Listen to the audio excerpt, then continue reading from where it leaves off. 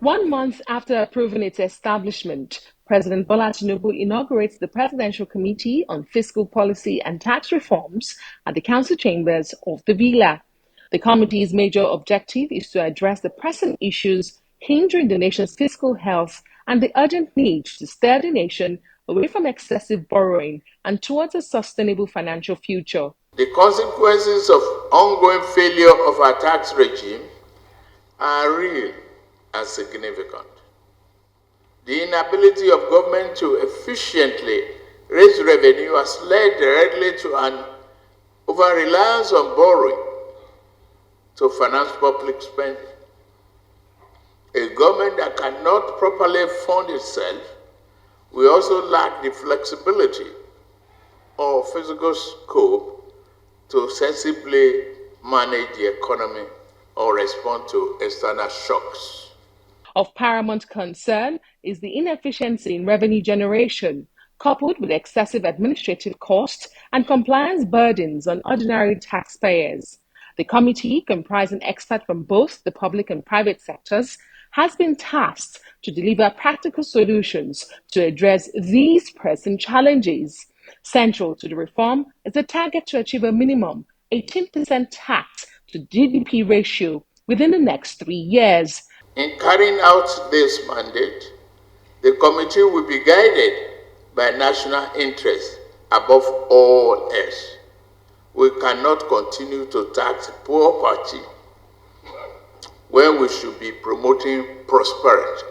We should no longer tax investment or production, but focus on returns, incomes, and consumption. This government will tax the fruit, but not the seeds. The committee's chairman provides more information while highlighting the extent of Nigeria's tax evasion, estimating losses of around 20 trillion naira. If we are hoping to move to 18% over the next 3 years, and we don't want to introduce new taxes, in fact, the mandate that this committee has is to get rid of so many taxes that come in the way of prosperity for our people. So Nigerians should look forward to a more harmonized, fewer number of taxes. But then it seems like it's a contradiction. How do you then raise the revenue? Now, we know where we're going to get the revenue from. There's a huge tax gap. What that means is, as of today, without introducing any new taxes, if you get everyone that needs to pay their taxes to pay, we will not be where we are. So we think that that tax gap is somewhere in the region of 20 trillion naira. Other committee members, including Manufacturers Association of Nigeria and the World Bank, highlight proper taxation benefits to businesses and the overall economy. Most of the financing that we provide is directly for services like primary health care, electricity access, rural roads.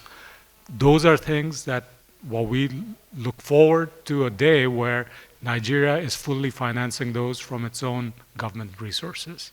And so I would love to see a day where the work of this committee lays the foundation for making our financing redundant. We are always here to help in other ways. Our businesses have no business refraining from paying tax. The only issues that we've had has been always ensuring that a fair tax is paid and that the income by government is used to improve the business environment and the well-being of the people.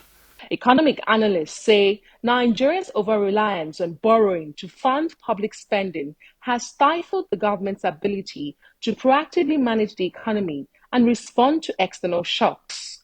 Adesuwa Omoruan, Arise News.